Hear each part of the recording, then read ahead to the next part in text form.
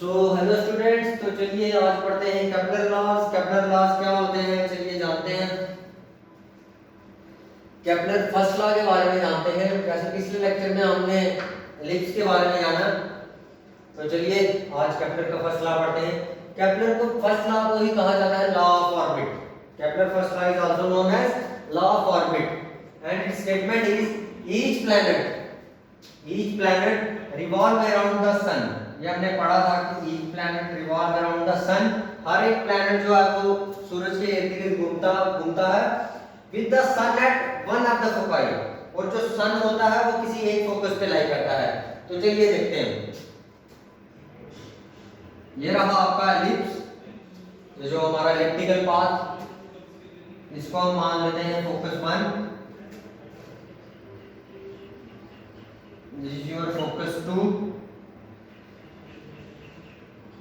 Okay बेटा, यहां से लेके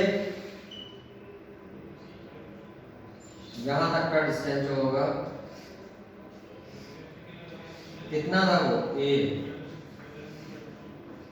और इसी को आप क्या कहते थे, सेमी मेजर एक्सिस।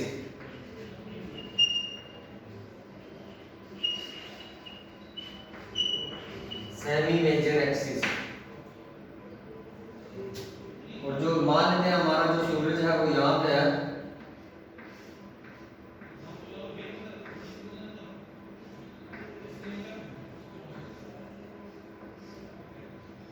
मान लीजिए हमारा सूरज इस पे है, प्लैनेट यहाँ पे है, ये मान लेते हैं हमारा क्या है प्लैनेट। तो सन एक फोकस पे है, जो प्लैनेट है वो इलिप्टिकल पाथ में रिवॉल्व कर रहे हैं अराउंड द सन। और हम मान लेते हैं हमारा जो यहाँ से लेकर यहाँ तक का जो डिस्टेंस है वो कितना है b। और इसी b को हम क्या कहते हैं, सेमी माइनर एक्सिस। ये सब हम पिछले लेक्चर में पढ़ चुके हैं।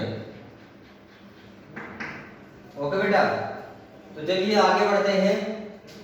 हमारे इस फोकस से लेके यहां तक का जो डिस्टेंस था वो कितना था a, ये हम निकाल चुके हैं। ओके बेटा, और यहां से लेके यहां तक के डिस्टेंस को हमने क्या डिनोट किया था,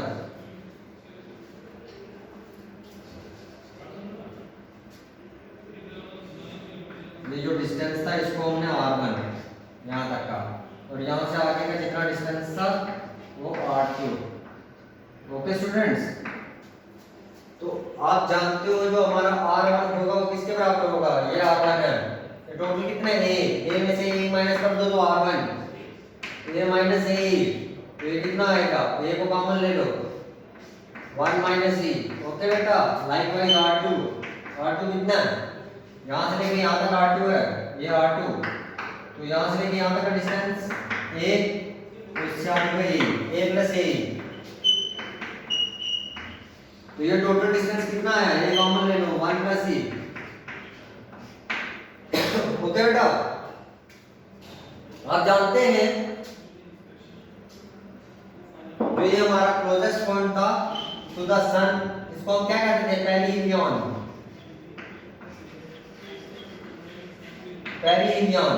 और पेरिजी। लाइकवाइज जो फार्थेस्ट पॉइंट था हमारा उसको हम क्या कहते थे, एपिलियन और एफओजी, पार्लेजी। याद आया कुछ?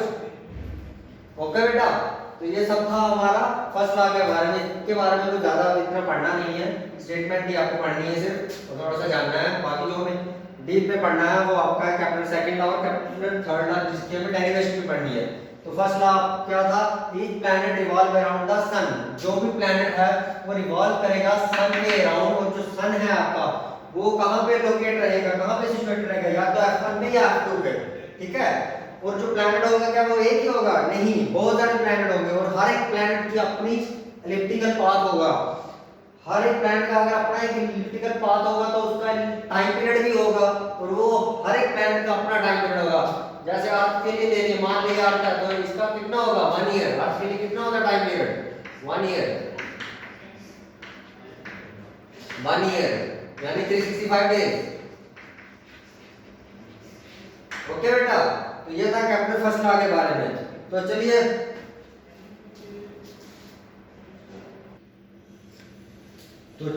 स्टार्ट करते हैं capital second law. Capital second law क्या होता है? कैपिटल सेकंड लॉ को हम लॉ ऑफ एरिया भी कहते हैं। Capital second law is also known as the law of area. उसकी स्टेटमेंट क्या होगी? The line joining the sun and the planet sweeps out equal area in equal interval of time. इसका मतलब क्या हुआ? आपके पास ये सन है, ये प्लैनेट है। मान लेते हैं आपका प्लैनेट यहाँ पे था P1 पोजीशन में, और इसने कुछ डिस्टेंस ट्रैवल किया और कहाँ पहुंच गया? P2 पे। इसने ये डिस्टेंस कवर किया, ये वाला, और मान लेते हैं आपका एक प्लैनेट, यही प्लैनेट P3 पोजीशन पे था और कहाँ पहुंच गया? P4 पे।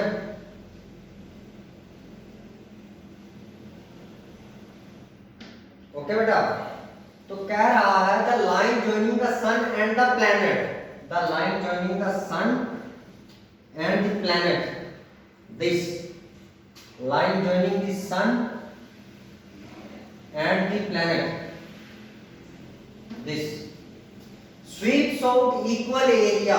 Area is this is the area,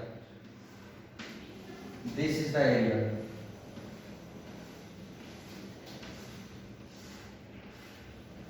Okay students, the line joining the sun and the planet sweeps out equal area in equal interval of time. मतलब कि जितना टाइम ये प्लैनेट P1 से P2 में लगाएगा उतना ही टाइम P3 से P4 को लगाएगा, और जो एरिया निकलेगा, जो एरिया ट्रैवल होगा, एरिया वो इक्वल होगा। मान लेता हूं मैं ये एरिया A1 है और मान लेता हूं ये एरिया A2 है, तो जो रेशियो आएगी A1 by T1, मान लो ये T1 में हुआ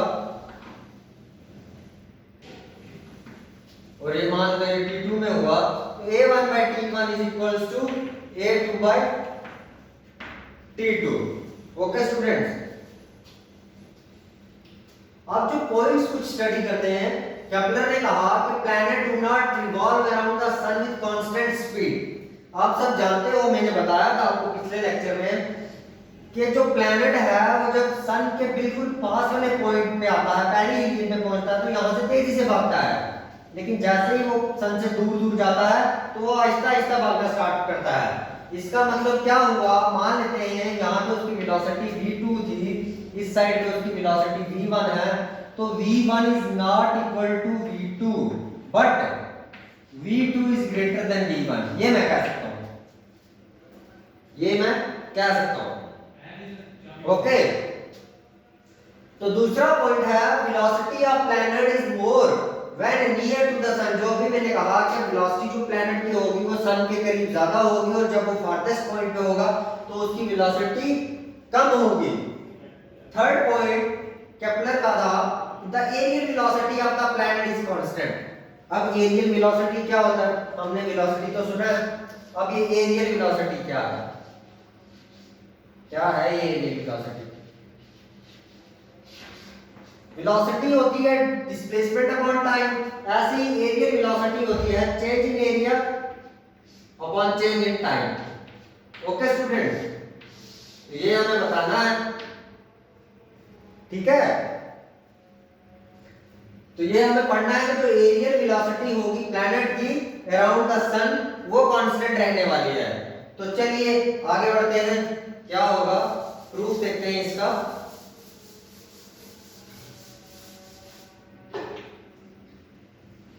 यहां पे मान लेता हूं मैं इस डायग्राम को थोड़ा सा मॉडिफाई कर रहा हूं। इसकी जो वेलोसिटी होगी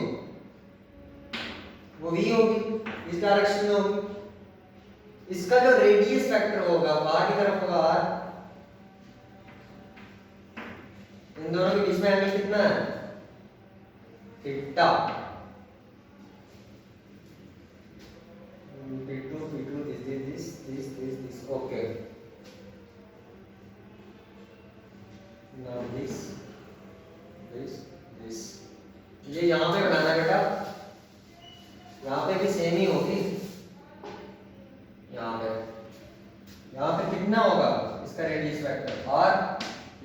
रेडियस रहा ये,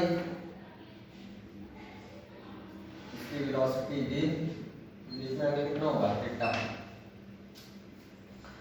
तो अब भी हम मान लेते हैं कि जो हमारी एरियल वेलोसिटी होगी, चेंज इन एरिया होगा, तो किसके बराबर होगा, ट्राइंगल का 1/2 इंटू आर, आर मान लेते हैं, R into radius R D theta. Okay, small element में देखते हैं ना, मान लेते हैं हम हमारे पास ये एक ट्राइंगल बनी, ये ए मान लेते हैं, इसको बी मान लेते हैं, इसको ओ मान लेते हैं।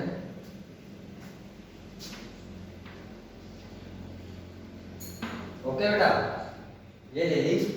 अब इसको जो हम देख रहे हैं वो dt टाइम में देख रहे हैं, बहुत स्मॉल इंटरवल, बहुत स्मॉल, बहुत कम टाइम में।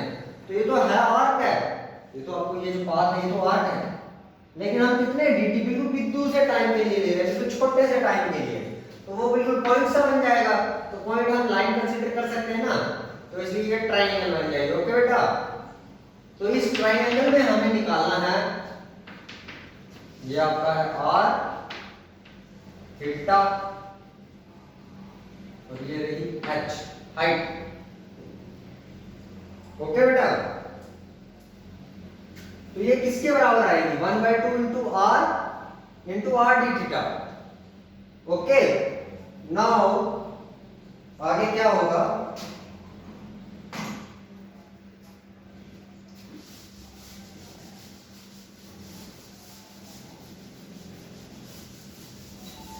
अब आप इसको डिवाइड करेंगे डेल टी से,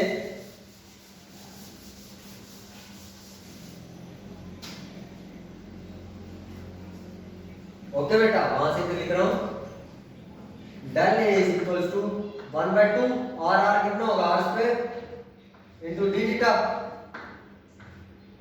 ओके बेटा, इतनी समझ आई आपको। अब आगे क्या होगा, dt से अब डिवाइड करेंगे, divide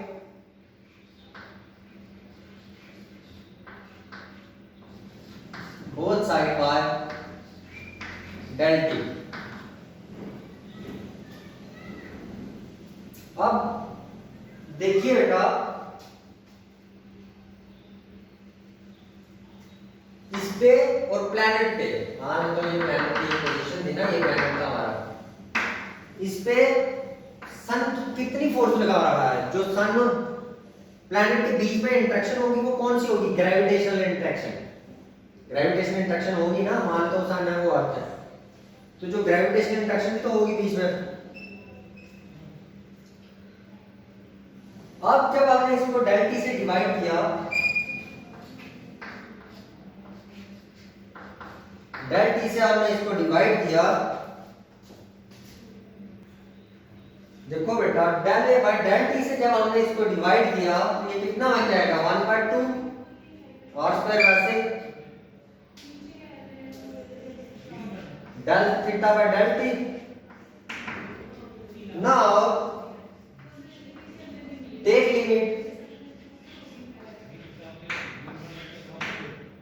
limit r approaches to 0। Okay बेटा, तो अब क्या आएगा, del T approaches to 0, limit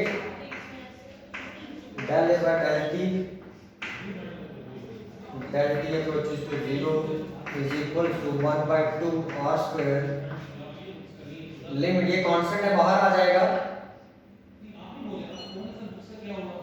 limit आ जाएगी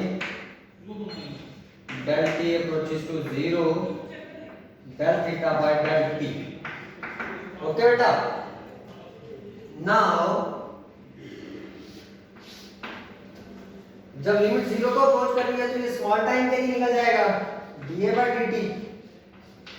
ओके बेटा, तो ये किसके बराबर हो जाएगा, 1/2 r square into d theta by dt। Okay बेटा,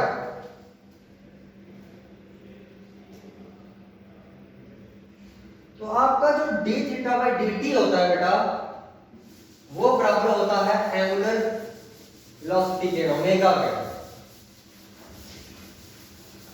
ओके बेटा, वो किसके बराबर होता है? एंगुलर वेलोसिटी ओमेगा के, जो आपका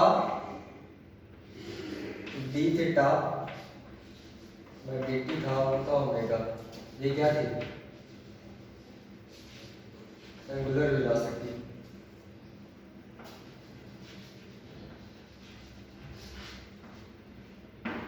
ओके बेटा, ये किसके बराबर था आपका? एंगुलर वेलोसिटी के। नाउ आप जानते हैं कि जो हमारा ओमेगा होता है वो किसके बराबर होता है? ओमेगा आपका किसके बराबर होता है बेटा? I omega L, angular velocity momentum जो होता है एल वो किसके बराबर होता है? आई ओमेगा के बेटा। ओके, नाउ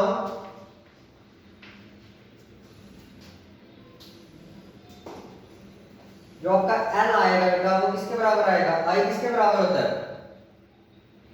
आपका आई बराबर होगा M R square into omega. आपका आई किसके बराबर होता है? M R square, mass into radius का स्क्वायर। ठीक है बेटा, नाउ ओमेगा यहां से कितना आ जाएगा? L upon M R square.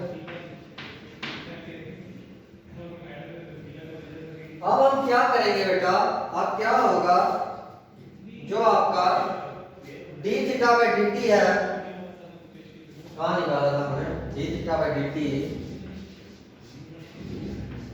Is equals to 1/2 R square into L by M R square. ये आर से आर कट गया, तो आपका जो D theta by D T आएगा बेटा वो कितना आएगा? L upon 2m।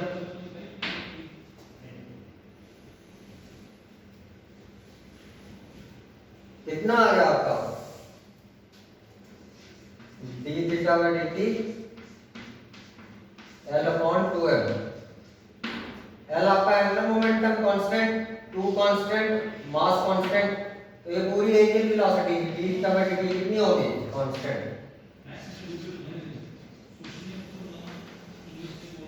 ओके बेटा, तो ये सब था बेटा आपका केपलर सेकंड लॉ के बारे में।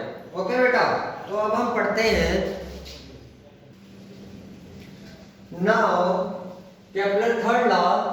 Kepler third law is also known as the law of planar, and it states that the square of the time period of the revolution of the planar, the square of the time period of the revolution of the planar is directly proportional to the cube of the semi-major axis of its elliptical orbit. Okay बेटा, ठीक है बेटा, the time period of revolution of the planet is directly proportional the square of the time period, means your t square is directly proportional to the cube of the semi major axis. Semi major axis बेटा क्या होती है? यहाँ पे a, this is your a, तो ये आपको proof करना है बेटा। ओके बेटा, तो चलिए जानते हैं बेटा। आप जानते हो अगर सन यहाँ पे है, प्लैनेट यहाँ पे है, तो इन दोनों के जो बीच में फोर्स होगी वो कितनी होगी यार? बेटा कुछ फोर्स होगी ना, तो वो फोर्स कितनी होगी बेटा?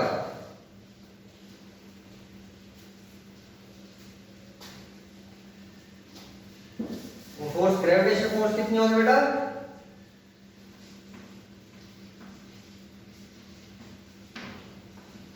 F is equals to G m upon r square। लेकिन हम ये भी जानते हैं कि इनके बीच में ये, अगर इसको हम सर्कुलर मान लें, ऑर्बिट को सर्कुलर मान लें, तो ये जो ऑर्बिट पे घूम रही होगी, तो ये सर्कुलर जहाँ पे सेंट्रीपेटल फोर्स भी होगी, और जो सेंट्रीपेटल फोर्स होगी वो कौन प्रोवाइड कर रही होगी? यही ग्रेविटेशन फोर्स। तो वो फोर्स किसके बराबर होगी बेटा? M R omega square. Okay बेटा, तो कंबाइन करो इन दोनों को, इक्वेट करो, तो क्या आएगा आपका? G M M upon R square is equals to M मार ओमेगा स्क्वायर, m से m गया,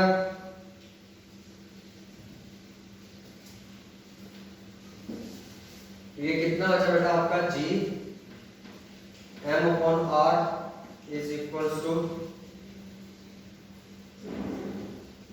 r ओमेगा स्क्वायर। ओके बेटा, नाउ